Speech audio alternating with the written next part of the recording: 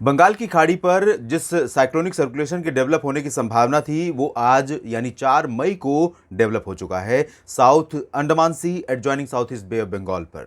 और अनुमान यह है कि अगले 24 से 48 घंटों में ये इंटेंसीफाई हो जाएगा और उत्तरी दिशा में बढ़ता रहेगा। उत्तरी दिशा में यानी कि इस तरह से आगे उत्तर पश्चिमी दिशा में बढ़ेगा।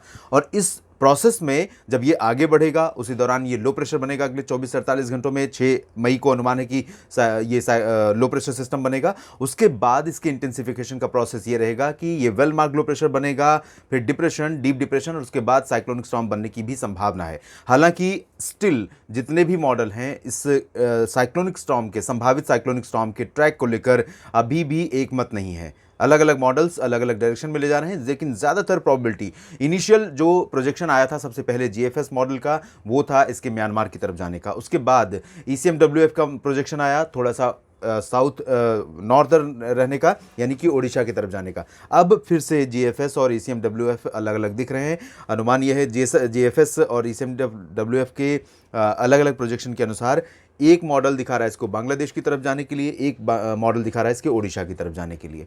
तो अगर ये बांग्लादेश जाता है तो भी भारत के राज्यों को प्रभावित करेगा, और अगर ओडिशा की तरफ आता है तो भी भारत के राज्यों को प्रभावित करेगा। फर्क सिर्फ ये रहेगा कि ओडिशा पर अगर आया तो साउथ इंडिया, ईस्ट इंडिया और सेंट्रल इंडिया के तमाम राज्य प्रभावित हो सकते हैं, और अगर ये बांग्लादेश की तरफ गया तो सिर्फ ईस्ट इंडिया और पूर्वोत्तर भारत के राज्य प्रभावित होंगे। थोड़ा बहुत असर हमें सेंट्रल इंडिया में छत्तीसगढ़, ओडिशा और आसपास के इलाकों पर दिख सकता है। फिलहाल हम इस साइक्लोनिक स्टॉर्म के बारे में आगे और जैसे जैसे तस्वीर साफ होगी आपको ज़रूर अपडेट करेंगे। अगले 3 दिनों की बात कर लेते हैं, 4, 5 और 6 मई की, जहां जिस दौरान देश भर में मौसम की सक्रियता काफ़ी हद तक बढ़ रही है। और उसकी वजह यह है कि इस समय धीरे धीरे भूमध्य रेखा पर और प्रशांत महासागर से ओवरऑल जो ग्लोब का सिनारियो है, भारत के दक्षिण में, दक्षिण पश्चिम में जिस तरफ से दक्षिण पश्चिम में मानसून आता है, साउथ वेस्ट मानसून आता है 1 जून में, वो हवाएं अब धीरे धीरे मोमेंटम में आने लगी हैं। अब ज़्यादा समय रह नहीं गया है, 20-25 दिन बाकी रह गए हैं मानसून के औपचारिक आगमन के समय में, लेकिन अभी डेट कंफर्म नहीं है कि कब ये मानसून दस्तक दे सकता है। तो इस वजह से प्री मानसून की जो गतिविधियां हैं वो भी थोड़ा सा बढ़ती हुई नजर आ रही हैं। अरब सागर भी थोड़ा सा अपना कंट्रीब्यूशन दे रहा है, बंगाल की खाड़ी भी। और इस समय जिस तरह की जलाने वाली गर्मी देश पर पड़ रही है, ऐसे में इस प्री मानसून वर्षा की बहुत ज़्यादा ज़रूरत है देश के कई राज्यों को। उत्तर भारत में एक WD है और पंजाब से लेकर बांग्लादेश के बीच में एक ट्रफ बनी हुई है। तो इसके चलते यहाँ पर एक तरफ पूर्वी हवाएं पहुँच रही हैं जो कि बंगाल की खाड़ी की तरफ से, और दूसरी तरफ से पश्चिमी हवाएं जो WD के प्रभाव से आ रही हैं। इसके चलते उम्मीद ये थी कि कल भी नॉर्थ वेस्टर्न प्लेन्स में बारिश होगी, हरियाणा, पंजाब, दिल्ली और राजस्थान, उत्तर प्रदेश और आसपास के भागों में नहीं हुई। बादल थोड़े बहुत आए थे, लेकिन आज की जो संभावना है, अभी फिलहाल थोड़े बहुत बादल हैं, थोड़े बहुत कहीं कहीं पर धूप है। अनुमान यह है कि अगले 24 घंटों के दौरान यानी 4 मई को पंजाब, हरियाणा, दिल्ली और उत्तर प्रदेश के तमाम राज्यों में हल्की वर्षा हो सकती है, धूल भरी आंधी और बादलों की गर्जना, लाइटनिंग के साथ। नॉर्थ वेस्टर्न राजस्थान में भी चूरू, गंगानगर, हनुमानगढ़ में भी कहीं कहीं पर वर्षा होने की संभावना दिखाई दे रही है। उधर जम्मू कश्मीर से लेकर उत्तराखंड के बीच में काफ़ी ठीक ठाक वर्षा हो सकती है। इंटेंसिटी लाइट टू मॉडरेट रहेगी यहाँ पर कई जगहों पर। और इसके अलावा अगर हम मध्य भारत की स्थिति देखें तो मध्य भारत में ओवरऑल साफ है। गुजरात, महाराष्ट्र, मध्य प्रदेश, महाराष्ट्र और आसपास के इलाके, गोवा, इन सभी भागों में मेजरली ड्राई वेदर है। लेकिन छत्तीसगढ़, ओडिशा में बारिश होगी और महाराष्ट्र के विदर्भ तथा मराठवाड़ा के दक्षिणी हिस्सों, दक्षिणी कोंकण, गोवा में भी बारिश की संभावना है। गोवा में भी बारिश हो सकती है। गुजरात में ड्राई वेदर रहेगा। कल कुछ जगहों पर वर्षा रिकॉर्ड की गई थी, लेकिन बहुत लाइट रेन हुई थी। मध्य प्रदेश के पूर्वी तथा पश्चिमी जिलों में मेजरली ड्राई वेदर रहेगा। पूर्वी इलाकों में हवाओं का रुख जो मिक्सिंग वाला है, इसकी वजह से सिंगरौली और आसपास के सीधी, सतना, रीवा, ये जो पूर्वी रीजन है, इन भागों में कहीं कहीं पर थोड़े बहुत बादल बन सकते हैं, बारिश हो सकती है।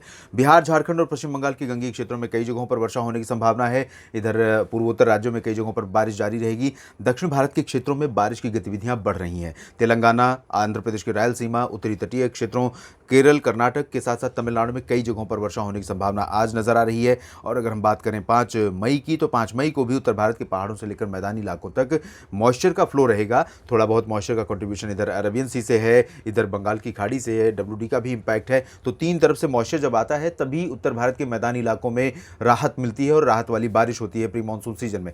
लेकिन अभी राजस्थान को इंतजार है जहां पर बारिश नहीं हो रही है, साथ ही साथ हरियाणा, पंजाब, दिल्ली और उत्तर प्रदेश में जहां पर उम्मीदें थी कि बारिश होगी, बहुत बारिश नहीं हुई है, लेकिन उम्मीद कर सकते हैं कि 5 मई को भी यहाँ कुछ इलाकों में वर्षा हो सकती है। पहाड़ों पर तो कंफर्म है कि बारिश होगी, प्रोबेबिलिटी भी यहाँ पर 80-90% है। लेकिन निचले इलाकों में अगर हम प्लेन्स की बात करेंगे तो यहाँ प्रोबेबिलिटी 50-60% है, क्योंकि जो मॉइस्चर की इंटेंसिटी है, मॉइस्चर का प्रभाव है हवाओं में, वो अपेक्षाकृत उतना कंटिन्यूअस और उतना ज़्यादा इंटेंस नहीं है। इस वजह से यहाँ पर बारिश की जो संभावना है वो थोड़ा कम बनी हुई है। दिल्ली से लेकर मध्य उत्तर प्रदेश के क्षेत्रों के बीच में भी पश्चिमी हवाएं चलेंगी, उत्तर पश्चिमी, जहाँ पर ड्राई वेदर मुख्यतः रहेगा। आगरा, अलीगढ़ और बरेली, शाहजहांपुर से लेकर कासगंज, एटा, इटावा, मैनपुरी के बीच में। लेकिन जब बुंदेलखंड रीजन की तरफ पहुंचेंगे तो दक्षिणी भागों में, बुंदेलखंड में झांसी, महोबा, चित्रकूट और फतेहपुर, कानपुर आसपास के इलाकों में ड्राई वेदर रहेगा, हॉट वेदर रहेगा।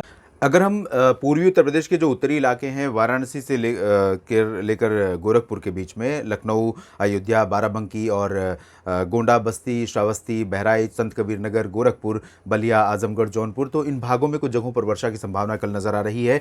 बिहार, झारखंड और पश्चिम बंगाल में बारिश जारी रहेगी। पूर्वोत्तर भारत के राज्यों में भी बारिश होने की संभावना है। ओडिशा, छत्तीसगढ़ में भी कई जगहों पर वर्षा होने के आसार हैं। ओडिशा में इंटेंसिटी पारादीप से लेकर कटक के बीच में कई जगहों पर कोस्टल रीजन में भारी हो सकती है। इंटीरियर पार्ट्स में लाइट रेन होने की संभावना है। छत्तीसगढ़ में भी बारिश संभावित है, लेकिन इंटेंसिटी यहाँ पर बहुत रेयर कह सकते हैं बूंदाबांदी या लाइट रेन हो सकती है उत्तरी इलाकों में और मध्य क्षेत्रों में। मध्य प्रदेश, महाराष्ट्र, गुजरात ड्राई वेदर, कोई चेंज नहीं। दक्षिण भारत में लगातार बारिश जारी रहेगी। Coastal parts of Andhra Pradesh, Rayalaseema, Tamil Nadu और दक्षिण आंतरिक कर्नाटक तथा केरल में कई जगहों पर वर्षा होने की संभावना है। इधर देखिए लगातार सिस्टम इंटेंसिफाई हो रहा है, तो अंडमान व निकोबार द्वीप समूह में सामान्य जनजीवन को प्रभावित करने वाली हवाएं चलेंगी और तेज बारिश होने की संभावना यहाँ पर बन सकती है। इसके बाद हम बात कर लेते हैं 6 मई के दिन की। 6 मई को भी उत्तर भारत के पहाड़ों पर मॉइस्चर रहेगा, लाइट रेन हो सकती है सुबह के समय। उसके बाद धीरे धीरे मौसम साफ होने लगेगा, क्योंकि सिस्टम आगे बढ़ रहा है और जो पूरब से हवाएं पहुंच रही थी वो अकेली इतनी काफ़ी नहीं होंगी कि उनकी वजह से पहाड़ों पर मौसम काफ़ी सक्रिय रहे। पर्वतीय इलाकों के बाद हम मैदानी इलाकों में देखें तो उत्तर प्रदेश के तराई वाले जो पश्चिमी हिस्से हैं, इन भागों में लाइट रेन संभावित है और उत्तर पूर्वी इलाकों में कुछ स्थानों पर एज यूजुअल मॉइस्चर पहुंच रहा है। तो उम्मीद कर सकते हैं गोरखपुर से लेकर बहराइच के बीच में थोड़ी बहुत वर्षा की। प्रयागराज में भी बारिश हो सकती है, वाराणसी में भी थोड़े बहुत बादल आ सकते हैं और बिहार, झारखंड में जारी रहेगी बारिश। गंगे, पश्चिम बंगाल, पूर्वोत्तर राज्यों में भी बारिश जारी रहेगी। ओडिशा के साथ साथ छत्तीसगढ़ और पूर्वी मध्य प्रदेश, महाराष्ट्र के विदर्भ में हवाएं बदल रही हैं, तो यहाँ पर मॉइस्चर नहीं दिख रहा है ज़्यादा, लेकिन अनुमान यह है कि मिक्सिंग हवाओं के कारण यहाँ थोड़े बादल विकसित हो सकते हैं और पूर्वी मध्य प्रदेश में जबलपुर तक, मांडला, बालाघाट, अनूपपुर, डिंडोरी, शहडोल, इन सभी क्षेत्रों में कुछ स्थानों पर वर्षा, बादलों की गर्जना और आंधी के साथ हो सकती है। ओडिशा, छत्तीसगढ़ में बारिश रुक रुक कर हल्की जारी रहेगी। महाराष्ट्र में ड्राई वेदर रहेगा, नॉर्दर्ली हवाएं चलेंगी, तो पश्चिमी मध्य प्रदेश और महाराष्ट्र के अधिकांश इलाकों में इंक्लूडिंग मराठवाड़ा, मध्य महाराष्ट्र और कोंकण गोवा में हम बात कर सकते हैं पालघर से लेकर रत्नागिरी के बीच में, और मध्य महाराष्ट्र में बात कर सकते हैं नंदुरबार, धुले, नासिक, जलगांव से लेकर नीचे पुणे, सांगली, सतारा के बीच में। हालांकि सांगली, सतारा और कोल्हापुर तथा गोवा में कुछ स्थानों पर वर्षा होने की संभावना दिखाई दे रही है। तेलंगाना में ड्राई वेदर रहेगा, आंध्र प्रदेश में भी मेजरली ड्राई वेदर रहेगा। तमिलनाडु, केरल में कई जगहों पर वर्षा हो सकती है और इधर देखिए अंडमान व निकोबार द्वीप समूह की तरफ, जहां पर व्यापक वर्षा तबाही मचा सकती है।